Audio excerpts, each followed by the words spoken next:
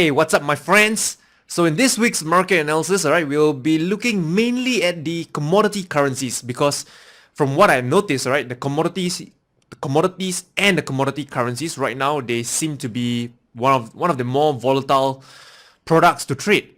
So we'll be looking at it, namely the Aussie dollar, the New Zealand dollar, dollar Canadian, as well as gold. Because from the looks of the chart right now, gold I think is been quite a volatile morning, right, on this Monday's morning. So we'll also have a look at gold.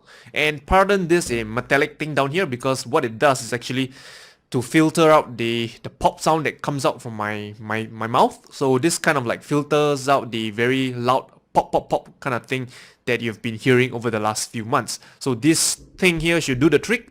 And yep, all this and more in this week's market analysis. I'll see you. Okay, so this is the chart of Aussie dollar.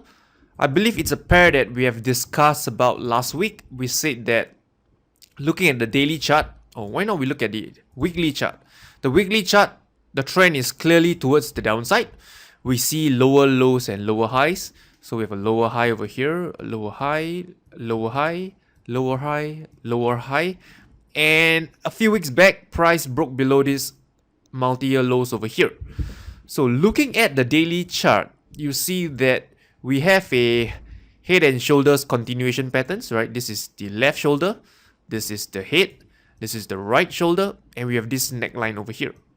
So according to traditional technical analysis, when you see a head and shoulders pattern, it's usually a sign of reversal, a market reversal.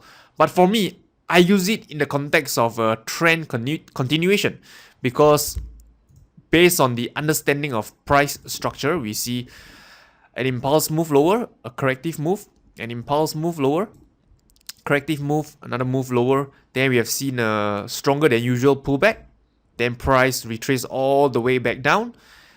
Then price make another attempt to trade higher, but then it failed. Then it trades down lower once more. So this is how we get the left shoulder, the head, as well as the right shoulder, supported by this neckline over here. So to me, when I read this price structure, because I don't memorize what head and shoulders does, but rather I understand the price structure, and from there I form my bias in trading. So with this understanding of price structure, namely the head and shoulders pattern in a downtrend, it's a sign to me that the trend is likely to continue. So what happened is that we had a move lower followed by this consolidation right now. So this could be, I would say, a bearish flag pattern, right? It's not the kind of ideal flag pattern where price tends to, retrace higher and then sell down. But this is, I would classify it as a flag pattern nonetheless. So we had this a price over here, taking out the lows over here once more, but we did not see any follow through. So right now, price is again, trading near the lows, and I'll be watching closely to see if the Aussie dollar does sell off in the coming week. Up next, let's look at the New Zealand dollar, shall we? So the New Zealand dollar is again a pair that I'm in. Looking at the daily chart again, you see it's bearish, right? So why not have a look at weekly? Okay, so weekly, this is the chart of New Zealand dollar. We see an impulse move lower, followed by this flag pattern, an impulse move lower, another flag pattern, and finally another impulse move lower. So this last impulse move is a very strong move because if you look at the weekly candles, you see that over the last 1, 2, 3, 4, 5, 6, 7, 8, 9, 10, 11, 12, 13, 14 candles. Over the last 14 candles, we have only 3 bullish candles. Means over the last 14 weeks, which is almost over the last 3 months, only 3 weeks did New Zealand dollar close higher. So the remaining 11 weeks, New Zealand dollar closed lower.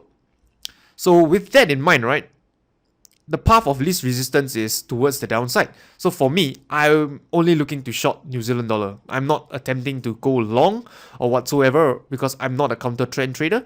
I'm namely a trend follower, so I like to trade the trend. So if you look at the daily chart, you can see that price has been respecting the 20 EMA over here. You see price tested it once, then it traded lower, then it came pretty close towards the 20 EMA, couldn't touch it, and then it traded lower once more. So New Zealand dollar again is something that I'm watching to see how it fares in the coming week. And if you look at the charts right now on the 4-hour chart, It's currently attempting to retrace back towards the 20 and 50 period moving average. As you can see historically, the 20 and 50 has acted as a dynamic resistance. So over here could be a potential shorting opportunity for those who are currently not short yet. So just something to keep a look on. And now let's look at dollar Canadian. So dollar Canadian, again, it's a bullish pair, bullish for the dollar. We see a very strong impulse move higher over the last 3 to 4 weeks. And looking at the weekly chart also, you notice that the 20 and 50 period moving average has acted as dynamic support over the last couple of years. So it's pretty long stretch. So if you trade the weekly charts, you're not going to get many trading opportunities. You're going to wait for quite a while, before price comes back into this area, before you can look for a long opportunity. But with that in mind, right, you don't have to trade the weekly chart. You can actually drill down into the lower time frame, because that is the purpose of using multiple time frames in your trading. And with that, you can find or identify trading opportunities. So looking at the 4-hour chart, you see now that the 20 period moving average, which is this red line over here, has acted as dynamic support a couple of times. So needless to say, if price does retrace back towards this 20 EMA, or I would say the zone between the 20 and 50 period moving average, it's also a long opportunity for traders who are having a bullish bias on the dollar. But bear in mind that, there are mainly 6 to 7 dollar majors, so you don't want to be exposed to the dollar so much so to the extent that you are simply amplifying your risk. So earlier I shared with you that I'm bearish on the Aussie dollar, the New Zealand dollar, and right now I'm bullish on the dollar Canadian. So as a trader, you don't want to be overexposed to the dollar, because a sudden news event can cause the dollar to simply either go against your initial intended direction. So what I could suggest is that if you are looking to trade the Aussie, New Zealand, and the dollar Canadian, say what I would prefer you to do is actually to reduce your risk. So say for example, you risk a typical 1% on each trade. So since now you are looking at these 3 products, which are basically having a dollar denomination, what you can do is to split it up into 1/3 on each product.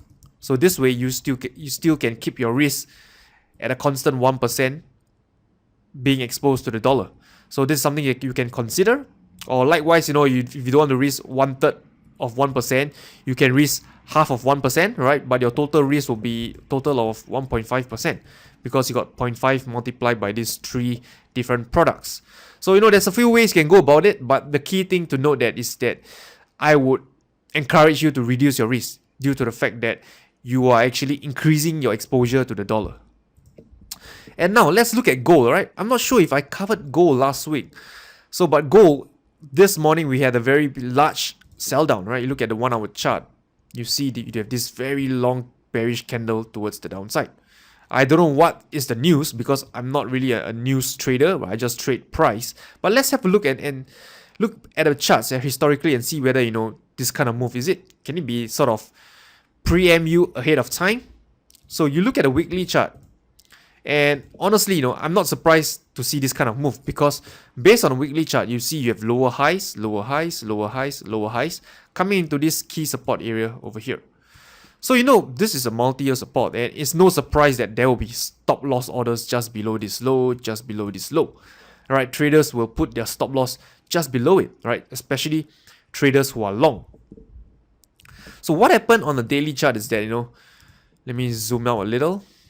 What happened on the daily chart is that traders who got long, placing their stop loss over here and over here, what happened is that when their stops got triggered, it became a stop cascade, whereby the stop loss trigger another wave of selling, which led to this bearish candle towards the downside.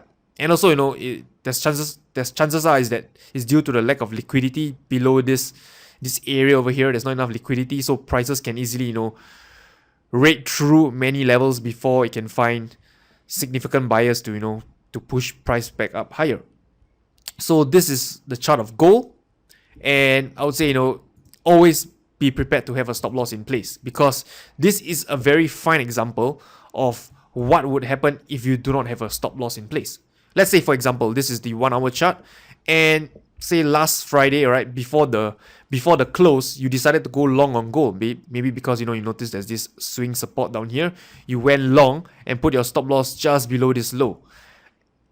And no, sorry, you went long and you did not put a stop loss in place because you think that price couldn't go any lower. So basically this is the swing support. You went long over here on this green candle and you think that gold has bottomed out, price cannot go any lower. You decided not to use a stop loss, and look what happened next. This candle, right, this red candle over here is more than enough to wipe out your entire trading account. So this doesn't happen frequently, but you can see, right, if you have been trading in this manner consistently over the long time, right, it is a matter of time of when you blow up your trading account. So perhaps you can get away of your trades 90% of the time, right? 90% of the time you always you don't use a stop loss and price always go back in your favor. But all you need is the small percentage of the time, the 10% of the time, where price decided to do something weird, something out of the blue, and go in one direction like this over here, and it's enough to wipe out your entire trading account. So do bear in mind that trading it's numbers game, right? You always have to use a stop loss to protect yourself from further downside, right? Trading without stop loss isn't trading. It's more of gambling, right? It's more of hoping that price will go in your favor, hoping that you hit a jackpot. That's gambling. So I hope this week's market analysis you find it useful, because I think I've probably covered what I intended to cover. So with that, I wish you all good luck and good trading. I'll talk to you soon.